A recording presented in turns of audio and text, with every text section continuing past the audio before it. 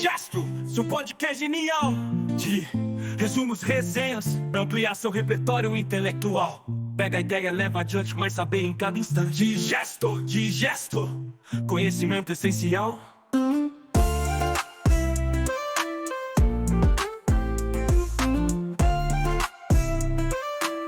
Conhecimento essencial de podcast genial de resumos, resenhas. Pensa rápido. O que vem à sua cabeça quando alguém fala a palavra educação? Provavelmente sala de aula, professor, prova, né? Mas e se eu te disser que essa é só uma parte, talvez uma pequena parte da história?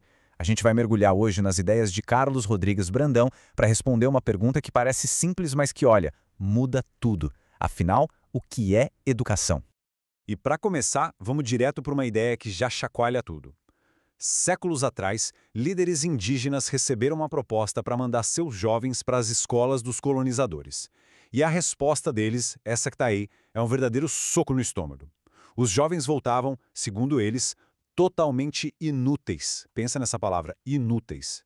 Isso obriga a gente a parar e perguntar, inúteis para quê? E educados para quem? E é exatamente essa a grande provocação que vai guiar a nossa conversa. Será que a escola é a dona da educação? Ou será que o aprendizado sempre existiu de um monte de outros jeitos, muito antes de alguém sequer pensar em construir a primeira parede de uma sala de aula? Para entender isso, a gente precisa fazer uma viagem no tempo. Vamos para um mundo onde a aldeia inteira era escola. E a vida? Bom, a vida era a grande lição. Imagina só, em muitas sociedades originárias não existia a hora de estudar. O aprendizado era, como o Brandão descreve, difuso. Era uma coisa tão natural quanto respirar, sabe? Estava misturado nas tarefas do dia a dia, nas histórias contadas ao redor da fogueira, nos rituais que davam sentido a tudo. A vida não parava para ter uma aula. A vida era a aula. Para isso, os sociólogos têm até um nome, socialização. Pense que é tipo o sistema operacional que uma cultura instala nos seus novos membros. É o jeito que se aprende não só a caçar ou a plantar, mas a ser gente dentro daquele grupo, compartilhando os mesmos valores, as mesmas crenças, o mesmo jeito de viver. E o que é mais fascinante aqui é esse contraste absurdo. Olha só, de um lado, na aldeia, todo mundo ensina e todo mundo aprende o tempo todo, na vida real. E o objetivo é fortalecer a comunidade e garantir que todo mundo sobreviva junto. Do outro lado, na escola, o saber é separado em caixinhas, entregue por especialistas num lugar específico e com um objetivo que muitas vezes vai além da comunidade, formar gente para o Estado ou para o mercado de trabalho. A mudança de propósito é radical. Certo, mas então como é que aconteceu essa virada de chave? Como é que o saber saiu do fluxo da vida e foi, de certa forma, colocado dentro de uma garrafa chamada escola?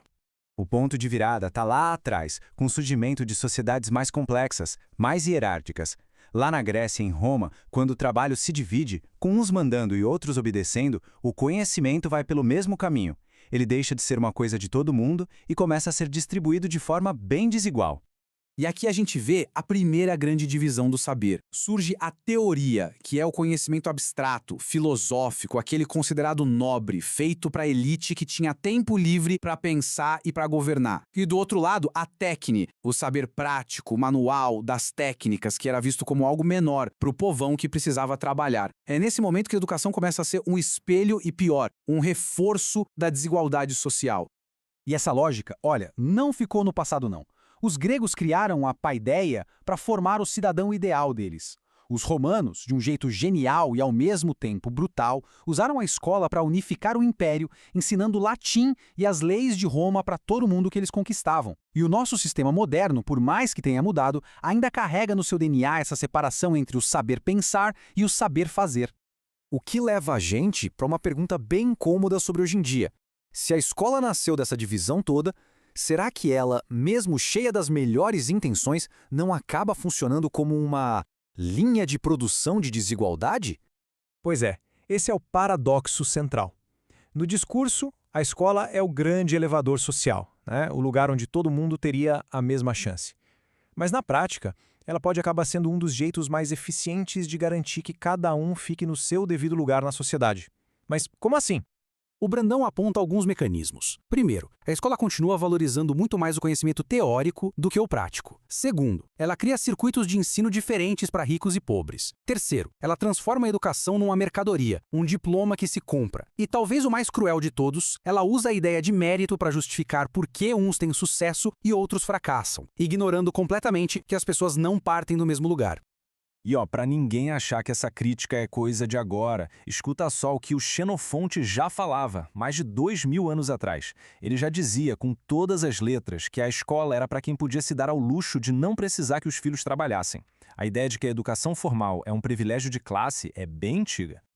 Ok, eu sei. O diagnóstico pode parecer bem duro. Mas se o sistema tem problemas, a história acaba aqui? Claro que não. O legal dessa análise é que ela também mostra um caminho, uma esperança, a chance de a gente reinventar o próprio jeito de aprender.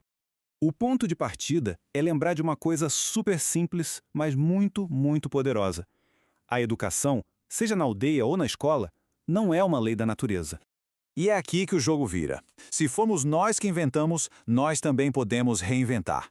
Isso devolve o poder para as nossas mãos. A gente pode questionar para que a educação serve, como ela funciona e, o mais importante, a quem ela realmente está servindo. E essa reinvenção ela já acontece, sabia? Todo dia. Ela pulsa na cultura popular que tem seus próprios mestres, seus próprios jeitos de ensinar. Ela sobrevive nos saberes das comunidades, passados de geração em geração, muitas vezes longe do sistema oficial. A esperança está em reconhecer e fortalecer uma educação que volte a ser uma ferramenta para a comunidade. E a gente fecha com essa questão que, na verdade, é um convite. Se a educação pode ser tanto uma jaula quanto uma chave, como é que nós, no nosso dia a dia, podemos fazer com que ela seja usada para abrir portas e não para trancá-las? A resposta talvez não esteja num lugar só, mas no jeito que cada um de nós decide aprender e ensinar todos os dias. Digestro, seu podcast genial de resumos, resenhas, pra ampliar seu repertório intelectual. Pega a ideia, leva adiante, mas saber em cada instante. Digesto, conhecimento essencial.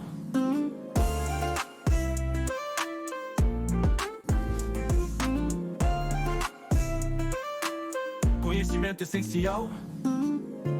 Seu podcast genial de resumos, resenhas, pra ampliar